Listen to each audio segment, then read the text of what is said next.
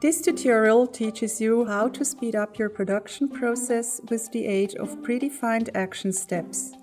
First, you will get a short introduction and see what action steps are all about. Then we will run through an example of application. You'll learn how to adjust the required settings in the ZCC and see the whole production process.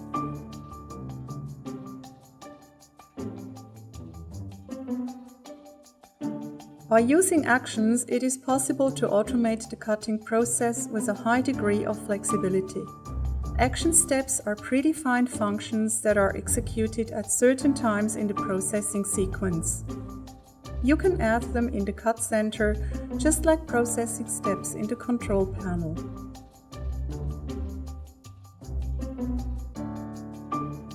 With their aid, you can standardize recurring job steps and increase the degree of automation. The following predefined actions are available. First, turning processing material. Select this action if you require the execution of the processing steps to be stopped so that the processing material can be turned over. Then we have surface compensation. This action carries out surface compensation of the processing material in relation to the relative processing of the objects. The number of and distance between the scanning points can be adjusted. The size of the area to be scanned is defined by the job borders. Then let's have a look at idle.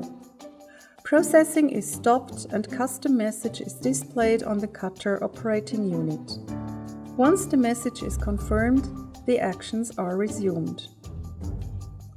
Finally, the end of preparation. This action serves as the separator between processing steps used for preparation and the actual job process.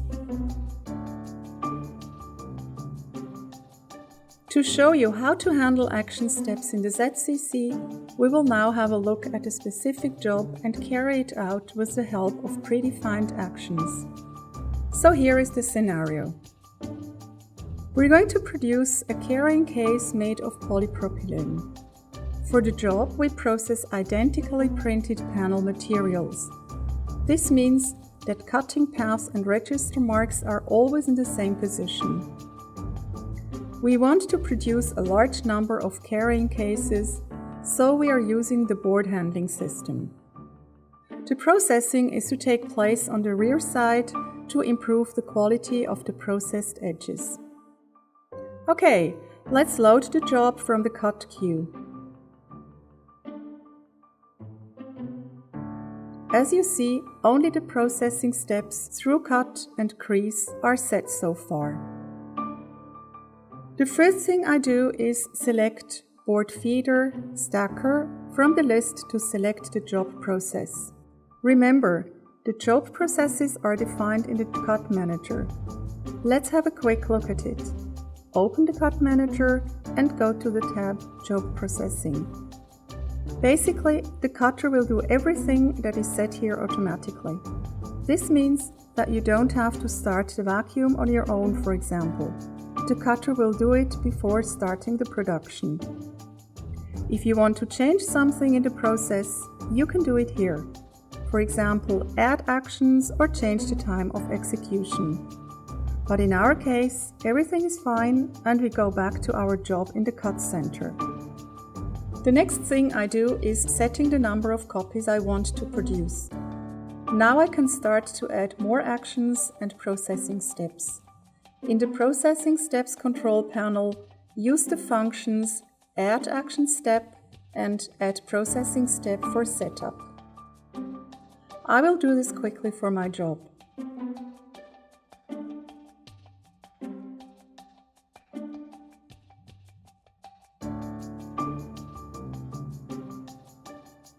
Don't be afraid if you don't get what the different steps are for.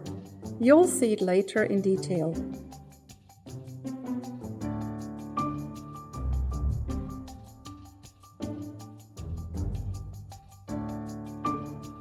For now, you only need to know one thing. The job process is divided into two parts, separated by the action end of preparation. All processing steps arranged before the action end of preparation are performed only once. They are needed to create a stencil, which is used for the further job process. All processing steps following the action end of preparation are performed separately for each copy or page. So that's it. Let's start the job and see how it is processed. In the scheme that you will see now, you'll find all the information you need to understand how this job takes place. In the main window, you see a realistic 3D animation. It shows you how the cutter works step by step. The switch on the right indicates if the job is still in preparation or already in the production process. Below, you can see the actual processing step. And down here, you can see a schematic diagram that shows you what actually happens in the different processing steps. The first panel is fed in with the printed side facing upwards. We start with the registration. With this production step, possible distortions are detected. You only have to do that once. The values are saved for the whole production. Now register the material borders. This is necessary because later we want to process the material with the printed side facing downwards. Turn the panel. This action automatically flips the cutting path. Now we reach the action end of preparation. This means that the first panel has been registered and that production will be started subsequently.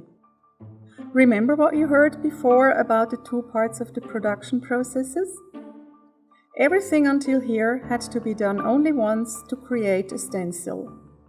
Every action from now on will be repeated for every copy until the whole job is done. So for the rest of the production process, all further panels are positioned on the stack with the printed side facing downwards. Register the material border of the turned panel on all following panels.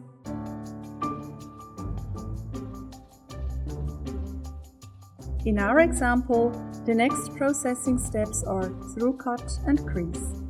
Wait until the first copy is finished.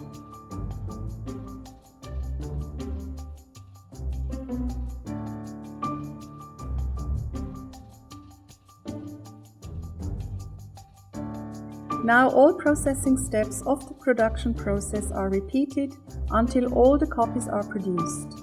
In our example, that will be registering, through cutting and creasing. So that was easy, wasn't it? Try and speed up your own jobs with the help of action steps. And don't forget, if you need more information, you'll find all the details in the ZCC manual.